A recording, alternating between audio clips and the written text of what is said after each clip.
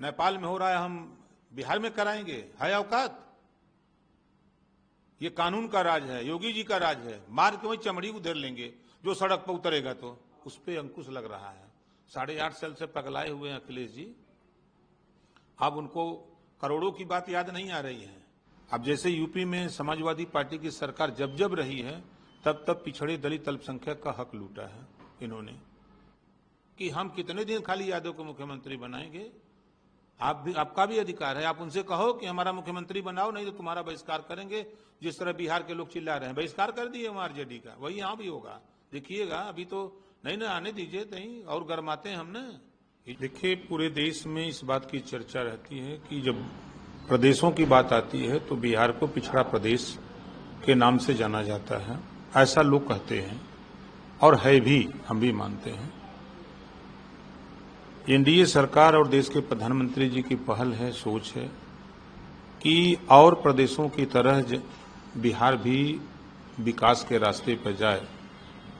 जो काम वहां नीतीश जी ने किया है, जो लंबे समय तक शासन लालू जी का था, तो गांवों तक बिजली पहुंचाने के बजाय लोगों को समझाते थे उल्टा कि रोशनी रहेगी तो सिपाही आगे पकड़ लेगा, सड़क रहेगी तो जल्दी पुलिस आ जाएगी। आज उस बात को नीतीश जी ने घर घर बिजली पहुंचा दी। जैसे यूपी में योगी जी ने घर घर बिजली पहुंचा दी, उसी तरह वहां नीतीश जी ने घर घर बिजली पहुंचा दी। सड़कें गांव तक पहुंच गई बिहार में।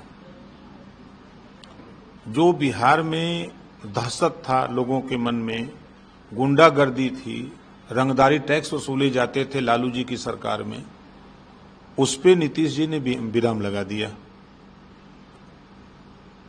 आज खुशी से लोग अपना मकान बना रहे हैं, कहीं किसी से कोई रंगदारी टैक्स नहीं मांग रहा है। और आज विकास के लिए मोदी जी और नीतीश जी, एनडीए में सब लोग मिलकर के बिहार को प्रगति की तरफ ले जाने के लिए प्रयास हो रहा है। तो ये बात न कांग्रेस को समझ में आती है और न आरजेडी को समझ में आ रही है। आज भी वहां बसने के लिए लोगों के पास बहुत से ऐसे गरीब हैं जिनके पास बसने के लिए जमीन नहीं है। ये बात ना तो आरजेडी के नेताओं को समझ में आती है, न कांग्रेस को। उल्टा चोर कोतवाल को डांटे, एक कहावत है। ठीक उसी तरह 60 साल शासन कांग्रेस का देश और प्रदेश में रहा। जब कमजोर हुई तो कभी आरजेडी को साथ लिया, कभी बसपा को साथ लिया, कभी समाजवादी पार्टी को साथ लेके देश में सरकार बनाई। लेकिन सरकार बनाने के बाद बिहार में कभी ध्यान नहीं दिया, यूपी में ध्यान नहीं दिया।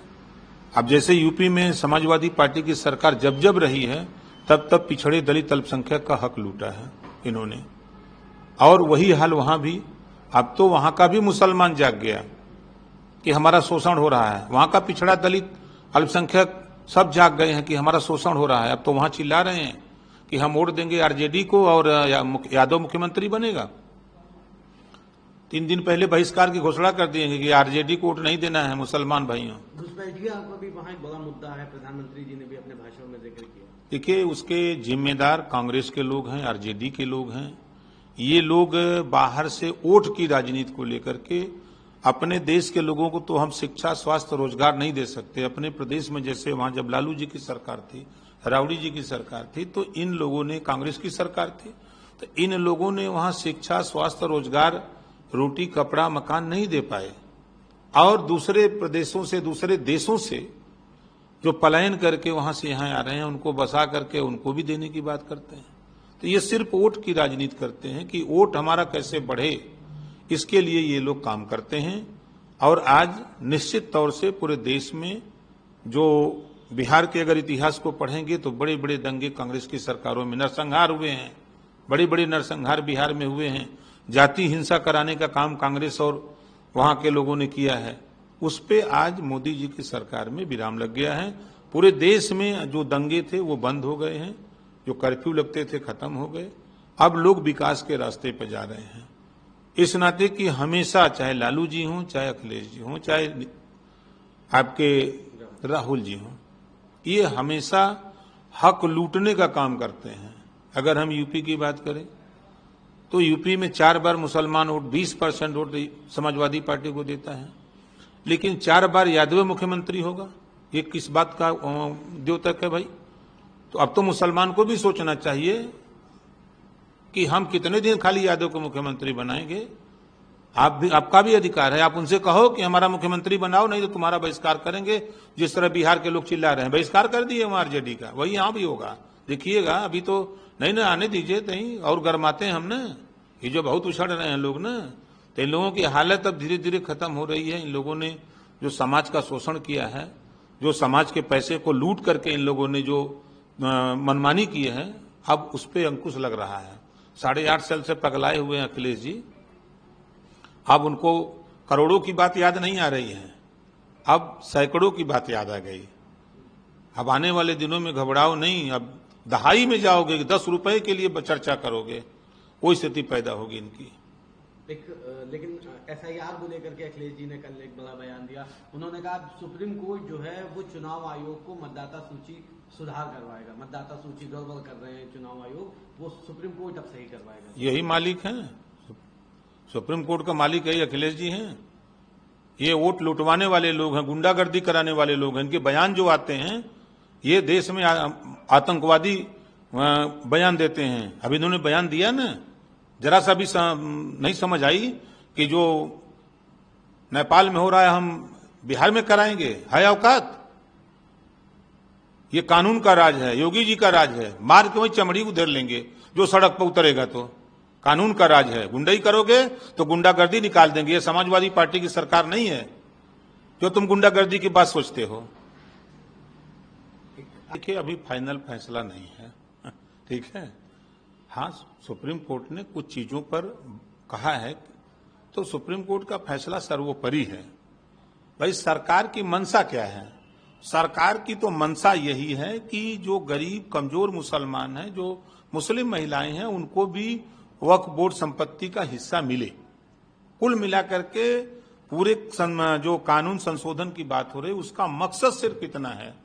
और इस बात को लेकर के अगर ओवैसी जी बहुत खुशी मना रहे हैं, तो मैं तो खुलेआम कहता हूं कि गरीब मुसलमानों का दुश्मन मजबूत मुसलमान है, जो गरीब मुसलमानों का हक लूटता है, और वो हक लूट करके वो जो है उसका फर्जी तरीके से जो है वो अपना आनंद ले रहे हैं। करोड़ों की संपत्ति लाखों में बेच करके मजा ले रहे हैं। कौन? जो मजबूत मुसलमान है। हम तो चुनौती देते हैं कि जो वक्फ बोर्ड की कमेटी है, जो अध्यक्ष रहे हैं, एक महिला का नाम बता दें, मुस्लिम महिला का, एक गरीब मुसलमान का नाम बता दें जिसके बच्चे को पढ़ने के लिए, उनके फीस के लिए इन लोगों ने पैसा दिया हो। किसी गरीब मुसलमान को बसाने के लिए, उनको जिसके पास आवास नहीं, उनको मकान बनाने के लिए उन्होंने पैसा दिया हो। किसी बिटिया की शादी में वक्फ बोर्ड की संपत्ति बेच करके इन्होंने उसको 10-5 लाख रुपया दिया कि तुम अपनी बेटी की शादी कर ले। ये क्या बोलेंगे, क्या बात करेंगे लोग?